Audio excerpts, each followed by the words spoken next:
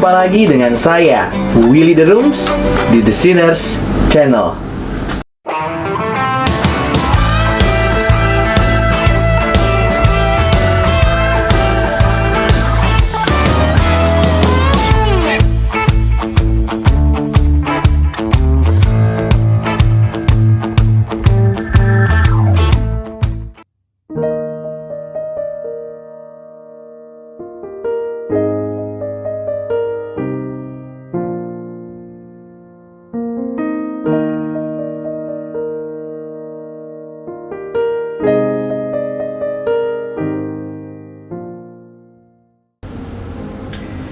Salah satu hal yang sangat penting secara teologis dan historis adalah penggunaan istilah atau terminologi yang dikemukakan oleh The Cappadocian Fathers di dalam Konsili Nikea yang pertama tahun 325 mengenai perbedaan ousia dan hypostasis, natur atau essence, dan pribadi atau person atau subsistence, yang kemudian membantu memperjelas posisi kristologi Chalcedon sehingga menolong integrasi teologi dan karya Allah ke dalam kristologi, serta memperlengkapi gereja agar dapat menjaga iman dari penyimpangan Nestorianisme dan monofisitisme.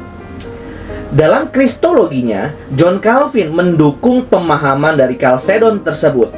Hal tersebut nampak dalam penggunaan istilah person atau pribadi dalam pemahamannya terhadap Trinitas sebagai suatu bentuk keberadaan ketiga pribadi Allah.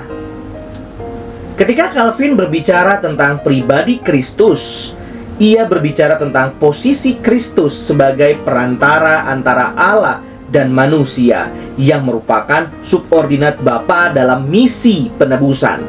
Calvin menggunakan kata person atau pribadi yang disebutnya sebagai subsistence sebagai yang berbeda dengan essence.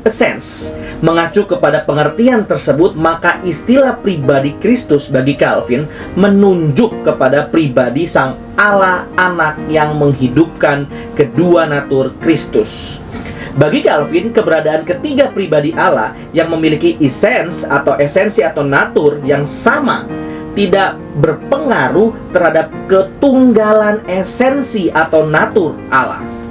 Calvin menggunakan istilah person atau pribadi dalam beberapa cara dan seringkali mengacu kepada suatu peran individu, sehingga penggunaan istilah pribadi dan natur dalam kristologi Calvin adalah juga mengacu kepada pengertian dioteletisme. Ketika berbicara mengenai natur manusia Kristus, Calvin menyatakan,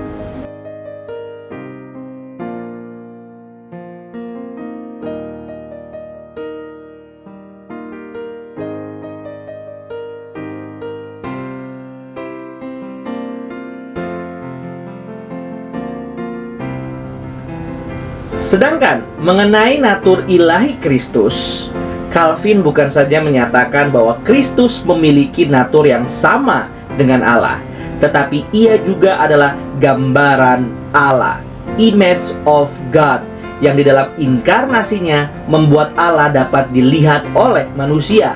Dan pada bagian lain, di dalam penafsiran Calvin terdapat yang terhadap surat Kolose, ia menyatakan,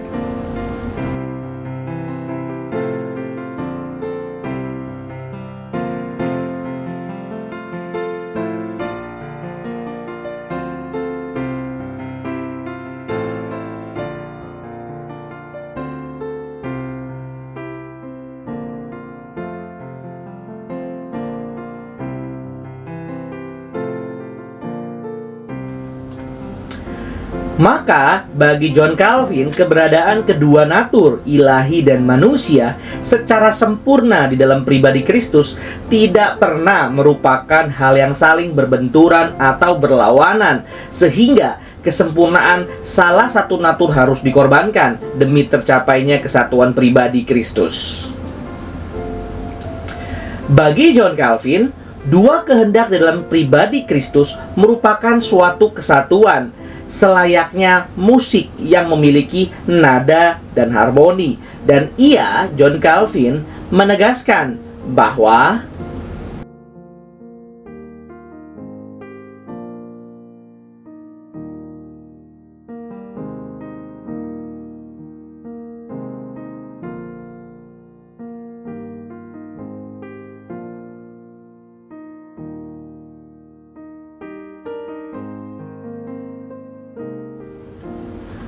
John Calvin juga menerapkan konsep diotelit di dalam penafsirannya terhadap doa Tuhan Yesus di dalam Taman Getsemani sebagai suatu contoh bagaimana seharusnya manusia berdosa menempatkan kehendaknya.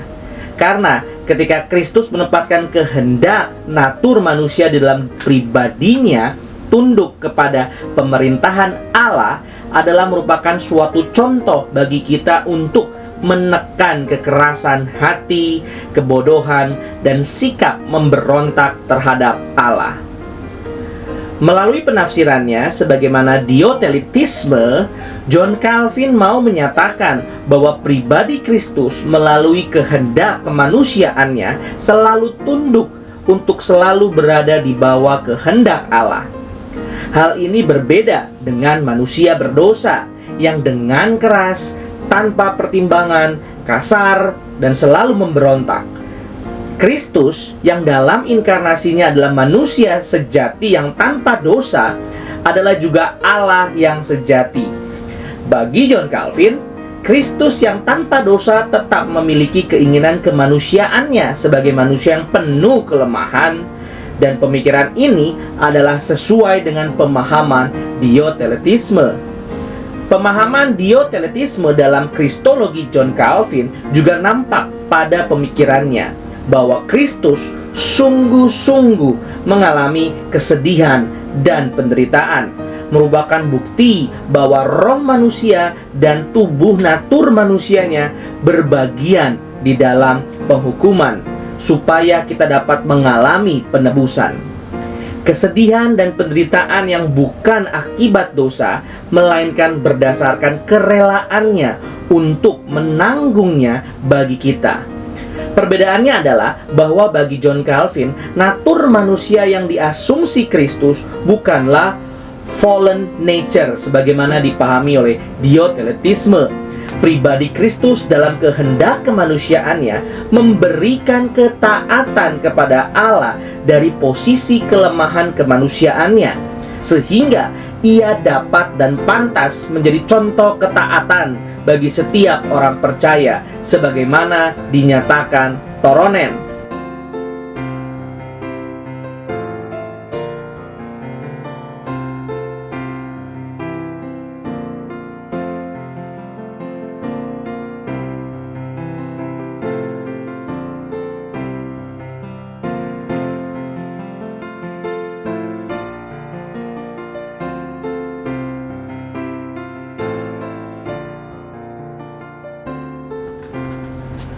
Penderitaan Kristus di Taman Getsemani menunjukkan kehendak kemanusiaannya sebagai seorang manusia yang memohon kepada Allah Bapa agar cawan tersebut berlalu daripadanya. Menunjukkan Kristus sungguh-sungguh manusia sejati yang taat kepada kehendak Bapa untuk naik ke atas salib dan sungguh-sungguh menanggung penderitaan dengan rela sampai mati.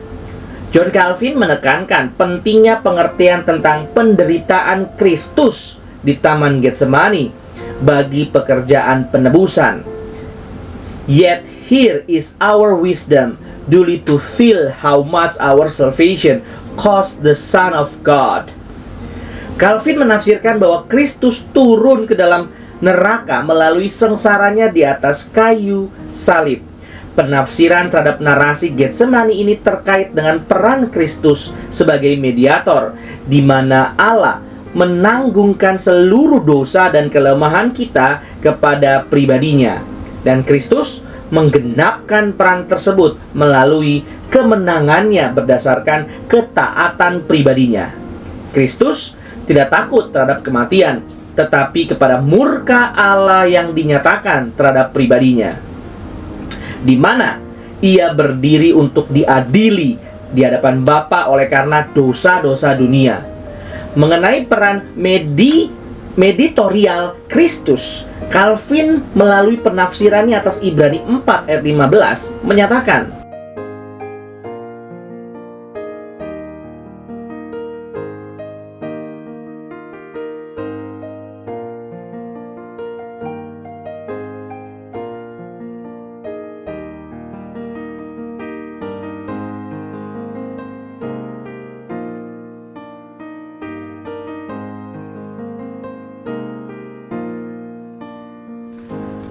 Menurut Calvin, di dalam perannya sebagai mediator, Kristus tidak menempatkan keagungan dan kekudusannya sebagai batasan untuk mengambil kelemahan kita di dalam perannya sebagai penebus. Maka dalam logika Diotelite, Calvin, pengertian tentang pribadi, natur, dan kehendak Kristus merupakan dasar bagi pemahaman doktrinal yang benar. Calvin berpandangan konkretis di dalam memahami natur manusia dalam inkarnasi Kristus, sebagaimana dipahami oleh Maximus.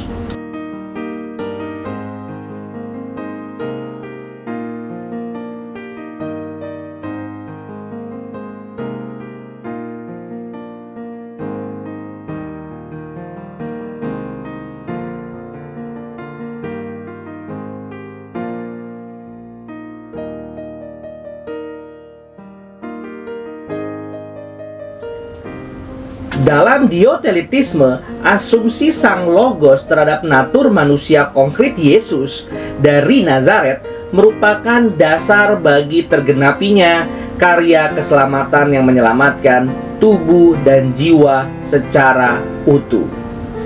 Kerancuan memahami hal tersebut akan membawa bukan saja kepada kesalahan, tetapi juga kepada kebingungan terhadap realita penebusan. Jika Kristus hanya memiliki satu kehendak, yaitu kehendak ilahi, maka kehendak manusia bukan merupakan bagian yang ditebus oleh Kristus. Sehingga apa yang telah Kristus kerjakan dalam inkarnasinya tidak menghasilkan kebebasan sempurna di dalam dirinya, karena manusia akan tetap terbelenggu oleh kehendak keberdosaannya tanpa memiliki harapan. Sehingga proses pengudusan tidak mungkin dapat terjadi sebagaimana aksioma Gregorin Nazianzus, bahwa apa yang tidak diasumsi Kristus dalam inkarnasinya tidak mengalami penebusan. Bagaimana mungkin kita mengalami penebusan sempurna jikalau kemanusiaan kita tidak ditebus sempurna? Penebusan harus terjadi bukan hanya terhadap tubuh, tetapi juga terhadap roh yang mencakup pikiran, kehendak, dan afeksi. Kesamaan pemahaman terhadap dioteletisme dari Maximus dan Calvin akan memperkuat dan memperkaya pemahaman teologis, terutama yang berkaitan dengan pribadi dan karya keselamatan Kristus. Penderitaan Kristus di Taman Getsemani menunjukkan kehendak kemanusiaannya. Sebagai seorang manusia yang memohon kepada Allah Bapa agar cawan tersebut berlalu daripadanya, menunjukkan Kristus sungguh-sungguh manusia sejati dan sungguh-sungguh menanggung penderitaan dengan rela dan tanpa dosa. Terjadinya kehendak Bapa melalui diri Kristus harus terjadi lewat kehendak kemanusiaan Kristus. Karena di dalam esensi yang sama, kehendak ilahi Kristus adalah sama dengan kehendak Bapa dan Roh Kudus. Doa Kristus di Getsemani sebagaimana dicatat oleh Matius merupakan bukti ketaatan natur manusia di dalam pribadi Kristus kepada kehendak Bapa. Agar yang terjadi adalah kehendak Bapa dan bukan kehendak natur manusia. Ketaatan tersebut merupakan bentuk penyangkalan diri. Maka hal tersebut merupakan pola ketaatan dalam bentuk penyangkalan diri yang harus diikuti oleh setiap orang percaya. Cooper menghubungkan pola ketaatan dan penyangkalan diri tersebut melalui apa yang dituliskan Rasul Paulus bagi jemaat di Galatia 2 ayat 20a. Dan lebih jauh lagi, ia menyatakan bahwa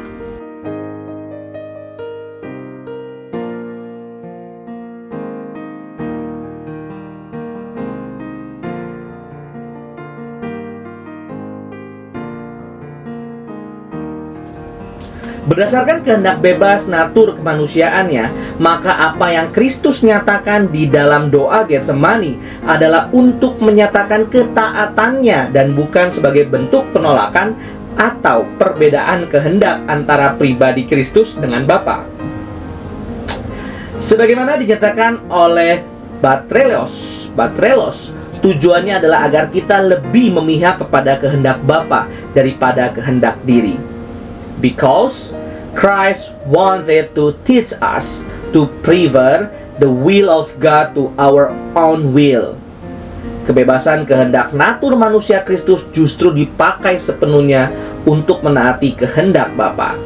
Apa yang terjadi dalam Taman Getsemani melalui doanya, maka kita dapat mengerti bahwa permohonannya kepada Bapa adalah bentuk kehendak bebas dari natur manusianya untuk menyatakan apa yang kita inginkan, yaitu kehidupan, dan juga apa yang tidak ingin kita inginkan, yaitu kematian. Tetapi pribadi Kristus menempatkan kehendak bebas natur manusia tersebut di bawah ketaatannya secara total kepada kehendak Bapa, yaitu bagi terlaksananya karya penebusan dengan sempurna.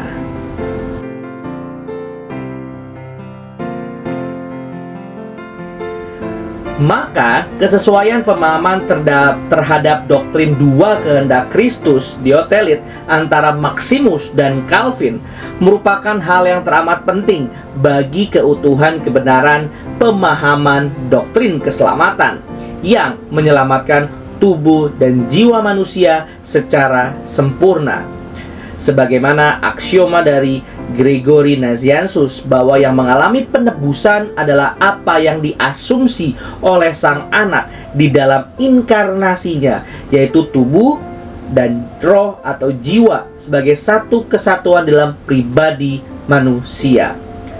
Pemahaman Calvin terhadap kristologi Diotelit melalui pemikiran dan penafsiran terhadap peran pribadi Kristus sebagai mediator, serta kesamaan pemahamannya terhadap terminologi abad keempat mengenai pribadi dan natur.